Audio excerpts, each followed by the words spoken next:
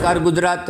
આજના મુખ્ય સમાચારોની અંદર ખેડૂતોને મોટી ચેતવણી, હવામાન વિભાગની આગાહી, ચૂંટણી પહેલાં મોટી જાહેરાત, 2 લાખ સુધીના દેવા માફ, જનધન ખાતામાં 10,000 જમા, 24 કલાક મફત વીજળી, પીએમ મોદી આવશે ગુજરાત।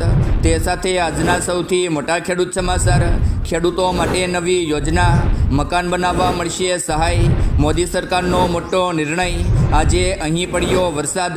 તો મિત્રો, આ દરેક સમાચાર, દરેક માહિતી જણાવવું તે પહેલાં ગુજરાતના જે પણ મિત્રો ખેડૂત માહિતી યુટ્યુબ ચેનલની અંદર નવા આવ્યા છે તે વિડીયોને દિલથી એક લાઈક કરી ખેડૂત માહિતી યુટ્યુબ ચેનલને અત્યારે જ સબસ્ક્રાઈબ કરી લેજો। તો આજના સૌથી પહેલા સમાચાર જોઈએ તો ખેડૂતોને મોટી ચેતવણી। હાલમાં ચારે તરફ ગરમીની ભારે કહેર જોવા મળી રહી છે, ત્યારે હવામાન નિષ્ણાત પરેશ ગોસ્વામી દ્વારા ફરી એકવાર મોટી આગાહી કરવામાં આવી છે અને આ આગાહીના કારણે ખેડૂતોમાં ભારે ચિંતાનો માહોલ જોવા મળી રહ્યો છે। પરેશ ગોસ્વામીએ કહ્યું છે કે 2 થી 10 જુલાઈના સેશનમાં રાજ્યમાં છૂટો છવાયો વરસાદ થઈ શકે છે અને સાથે સાથે 17 થી 29 જુલાઈનું જે સેશન હશે તે 12 દિવસનું હશે અને આ 12 દિવસ દરમિયાન ભયંકર ધોધમાર વરસાદ પડી શકે છે તેવી હવામાન નિષ્ણાત પરેશ ગોસ્વામી દ્વારા સૌથી મોટી આગાહી કરવામાં આવી છે, જેના કારણે ખેડૂતોના પાકને ભારે નુકસાન થઈ શકે છે। ત્યાર પછી ચૂંટણી પહેલાં ખેડૂતો માટે મોટી જાહેરાત। રાજ્યમાં લોકસભાની ચૂંટણી પહેલાં સરકાર ખેડૂતોને રવિ પાકના લઘુત્તમ ટેકાના ભાવમાં જંગી વધારાની મોટી ભેટ આપી શકે છે। જ્યારે મિત્રો, સૂત્રોના જણાવ્યા અનુસાર આગામી વર્ષ માટે ઘઉંની એમએસપી 150 રૂપિયાથી વધીને 175 રૂપિયા થઈ શકે છે, જ્યારે લઘુત્તમ ટેકાના ભાવમાં પણ 3%થી 10%નો વધારો કરવામાં આવી શકે છે। ઘઉંની એમએસપી 2,300 રૂપિયા સુધી જઈ શકે છે, જ્યારે હાલમાં ઘઉંની એમએસપી 2,125 રૂપિયા છે, જ્યારે મસૂરની એમએસપીમાં પણ 10% સુધીનો વધારો થઈ શકે છે। જ્યારે મિત્રો, આવનારા સમયમાં લોકસભાની ચૂંટણી પહેલાં ઘઉંની એમએસપી 2,300 રૂપિયા સુધી જઈ શકે છે તેવી જાહેરાત પણ થઈ શકે છે। ત્યાર પછી ખેડૂતોના 2 લાખ સુધીના દેવા થશે માફ। એક માહિતી અનુસાર ગુજરાતમાં કુલ 53,20,626 ખેડૂતો આ યાદીમાં નોંધાયેલા છે। તેમાંથી 37,28,639 ખેડૂતોએ 2022 અને 23ના વર્ષ દરમિયાન એટલે કે 31મી જાન્યુઆરી 2023ની સ્થિતિ સુધી એટલે કે માત્ર 10 માર્ચમાં કૃષિ માટે કુલ 98,285 કરોડની લોન લીધી હતી। ભલે દરેક ખેડૂતોએ વત્તા ઓછા પ્રમાણમાં ખેતી માટે લોન લીધી હશે, પરંતુ તેનો સીધો અર્થ એ થાય છે કે ગુજરાતના દરેક ખેડૂતોના માથે સરેરાશ 2,63,595 રૂપિયાનું દેવું છે। આમ સતત વધતી જતી મોંઘવારીના કારણે ખેડૂતો દિવસે ને દિવસે દેવાદાર બનતા જાય છે। જ્યારે તેલંગાણાની સરકારે ખેડૂતોનું 1 લાખ રૂપિયા સુધીનું સંપૂર્ણ દેવું માફ કર્યું છે, જેના કારણે અને ગુજરાતમાં લોકસભાની ચૂંટણી પહેલાં દેવામાફીનો મુદ્દો ફરી એકવાર ચર્ચામાં આવ્યો છે। જ્યારે મિત્રો, સરકાર ખેડૂતોના માત્ર 2 લાખ સુધીના દેવા માફ કરે તો પણ 90% ખેડૂતોને દેવાના ભારમાંથી મુક્તિ મળી શકે છે।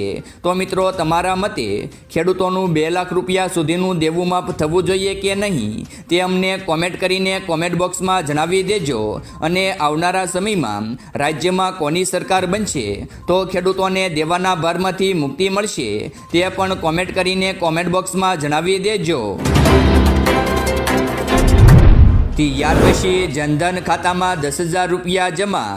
કેન્દ્ર સરકાર દેશવાસીઓને આર્થિક રીતે સશક્ત બનાવવા માટે ઘણા પ્રકારની યોજના ચલાવી રહી છે।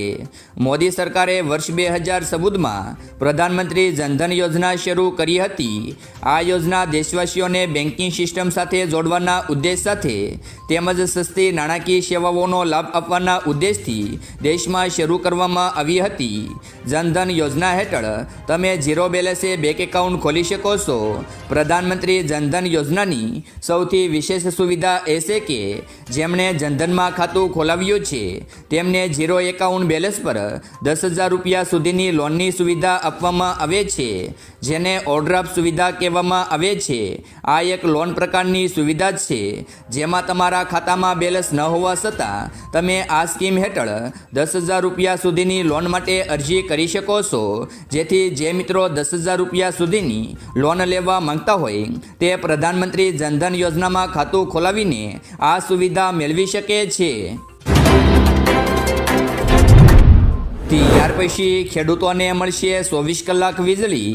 ખેડૂતોને ખેતીમાં પિયત માટે રાત્રે વીજળીના બદલે દિવસે વીજળી મળે તેવી માંગ ખેડૂતો દ્વારા કરવામાં આવી હતી. ત્યારે ખેડૂતોને રાત્રિના બદલે દિવસે વીજળી પૂરી પાડવા માટે આ બજેટમાં કિસાન સૂર્યોદય યોજના હેઠળ 1,500 કરોડની જોગવાઈ કરવામાં આવી છે. જ્યારે મિત્રો ખેડૂતોની છેલ્લા ઘણા વર્ષોથી માગણી હતી કે તેઓને રાતના બદલે દિવસે વીજળી આપવામાં આવે. આ માગણી આ વર્ષે સંતોષાય તેવું લાગી રહ્યું છે. બજેટમાં ખેડૂતોને દિવસે વીજળી આપવામાં આવે તેવી પણ જોગવાઈ કરવામાં આવી હતી, પરંતુ હજુ તેનો અમલ ક્યારે આવે તે જોવાનું બાકી રહ્યું છે. જ્યારે મિત્રો આવનારા મહિનામાં રાજ્યમાં લોકસભાની ચૂંટણી યોજાવાની છે, જેને ધ્યાનમાં રાખીને ખેડૂતોને દિવસે 24 કલાક વીજળી આપવામાં આવી શકે છે. ત્યાર પછી પીએમ મોદી ફરી આવશે ગુજરાત. પીએમ મોદી ફરી ગુજરાત આવવાના છે. 1 મે 2024ના રોજ ગુજરાતનો સ્થાપના દિવસ છે. ત્યારે પીએમ મોદી દાહોદ અને પંજાબના ભાજપના ઉમેદવાર માટે પ્રચાર કરશે. લીમખેડામાં તેઓ ચૂંટણી સભાને સંબોધન કરશે. મોદી પંચમહાલના લોકસભાના ઉમેદવાર રાજપાલસિંહ જાદવ અને દાહોદના લોકસભાના ઉમેદવાર જસવંતસિંહ ભાભોર માટે ચૂંટણી પ્રચાર કરશે. આ કાર્યક્રમને લઈ જિલ્લા ભાજપ અને તંત્રએ તૈયારી પણ શરૂ કરી દીધી છે. ત્યાર પછી આજના સૌથી મોટા ખેડૂત સમાચાર જોઈએ તો રાજકોટ માર્કેટ યાર્ડમાં આજે મગફળી, કપાસ, ઘઉં અને બટાટા સહિતના પાકોની ખૂબ જ મોટા પ્રમાણમાં આવક થઈ હતી. આજે રાજકોટ માર્કેટ યાર્ડમાં ટુકડા ઘઉંની 9,500 ક્વિન્ટલ આવક થઈ હતી. ટુકડા ઘઉંના એક મણના ખેડૂતોને 505 રૂપિયાથી લઈને 590 રૂપિયા સુધીના ભાવો મળ્યા હતા. આ સિવાય રાજકોટ માર્કેટ યાર્ડમાં મગફળીની 3,000 ક્વિન્ટલથી પણ વધુ આવક થઈ હતી, જેમાં જાડી મગફળીની 2,500 ક્વિન્ટલ આવક થઈ હતી અને જાડી મગફળીના ખેડૂતોને 1,065 રૂપિયાથી લઈને 1,310 રૂપિયા સુધીના ભાવો મળ્યા હતા. જ્યારે ઝીણી મગફળીની 1,500 ક્વિન્ટલ આવક થઈ હતી, જેના એક મણના ખેડૂતોને 1,030 રૂપિયાથી લઈને 1,240 રૂપિયા સુધીના ભાવો મળ્યા હતા. આ સિવાય રાજકોટ માર્કેટ યાર્ડમાં આજે 2,100 ક્વિન્ટલ ડુંગળીની આવક થઈ હતી. ખેડૂતોને ડુંગળીના એક મણના 130થી 330 રૂપિયા સુધીના ભાવો મળ્યા હતા. તેમજ આજે લસણની પણ 550 ક્વિન્ટલ આવક થઈ હતી. યાર્ડમાં એક મણના લસણના 1,550થી 2,301 રૂપિયા સુધીના ભાવો મળ્યા હતા. આ ઉપરાંત રાજકોટ માર્કેટ યાર્ડમાં કપાસની 3,250 ક્વિન્ટલ આવક થઈ હતી. આજે એક મણ કપાસના ખેડૂતોને 1,500 રૂપિયાથી લઈને 1,650 રૂપિયા સુધીના ભાવો મળ્યા હતા. ખેડૂતોને કપાસના સરેરાશ બજાર ભાવ 1,600 રૂપિયા આજુબાજુ મળતા ખેડૂતો અને વેપારીઓમાં ખુશી જોવા મળી હતી. તો મિત્રો આગળ ખેડૂત સમાચાર વિશે વાત કરીએ તે પહેલાં જે મિત્રોએ હજુ સુધી વિડીયોને લાઇક નથી કર્યો તે વિડીયોને દિલથી એક લાઇક કરી દરરોજ આવી જ રીતે ખેડૂત સમાચાર સૌથી પહેલાં જોવા માંગતા હો તો ખેડૂતો માટેની એકમાત્ર યુટ્યુબ ચેનલ ખેડૂત માહિતી યુટ્યુબ ચેનલને અત્યારે જ સબસ્ક્રાઈબ કરી બાજુમાં રહેલા બેલ બટનને પણ દબાવી લેજો, જેથી અમારો નવો વિડીયો આવે તેની નોટિફિકેશન આપને સૌથી પહેલાં મળી જાય. ત્યાર પછી ખેડૂતો માટે નવી સહાય યોજના. દેશના ખેડૂતો માટે સારા સમાચાર સામે આવ્યા છે. ખેડૂતોની આવક બમણી કરવા માટે સરકાર થ્રેશિંગ મશીન પર 2,50,000 રૂપિયાની સબસિડી આપી રહી છે. કેન્દ્રએ આ માટે ઘણા પગલાં પણ લીધા છે. આ માટે કેન્દ્રએ ખેડૂતો માટે કૃષિ યાંત્રિકરણ નામની એક નવી યોજના શરૂ કરી છે. રાજ્યમાં લગભગ 80% ખેડૂતો નાના અને શ્રીમાન જમીન ધારકો છે.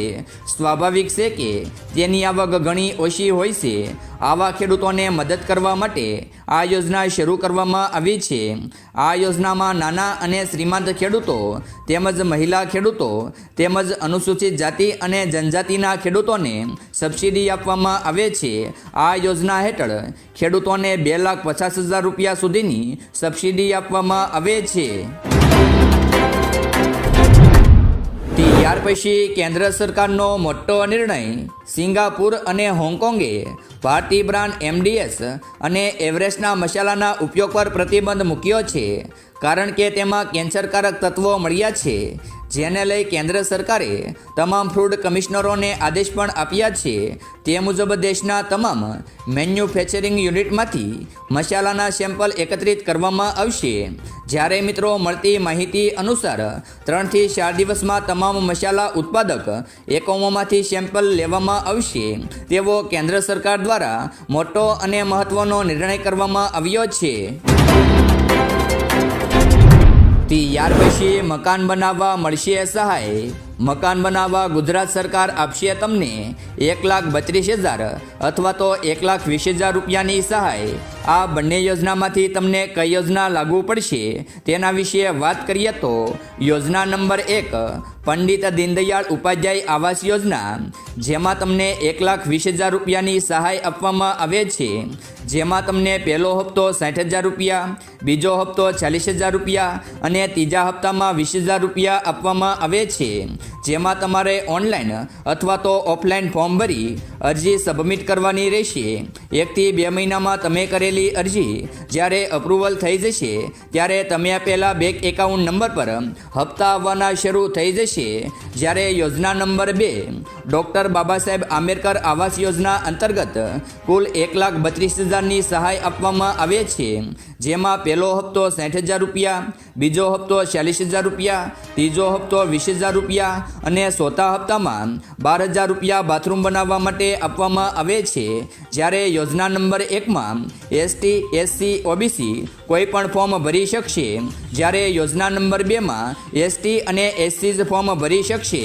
જેથી જે મિત્રો મકાન બનાવવા માંગતા હોય અને આ સહાય મેળવવા માંગતા હોય તો કેટેગરી પ્રમાણે સહાય મળવાપાત્ર થશે. ત્યાર પછી હવામાન વિભાગની નવી આગાહી. ગુજરાત માટે હવામાન વિભાગે નવી આગાહી જાહેર કરી છે. તે અનુસાર હાલમાં રાજ્યમાં હીટવેવની શક્યતા નિવ્યત છે.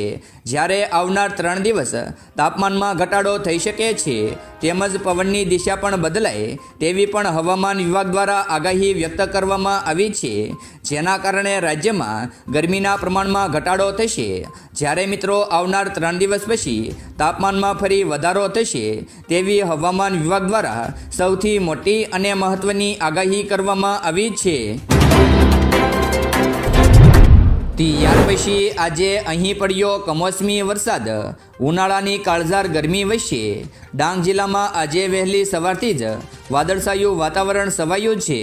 વાતાવરણમાં પલટો આવતા આહવા અને આસપાસના ગ્રામ્ય વિસ્તારમાં વરસાદી ઝાપટું પડ્યું છે. વરસાદી ઝાપટું વરસતા ગરમીમાંથી આંશિક રાહત મળી છે. જ્યારે કમોસમી વરસાદના કારણે ખેડૂતોમાં ચિંતા જોવા મળી હતી. તો મિત્રો આ હતા આજના મહત્વના અને મુખ્ય ખેડૂત સમાચાર.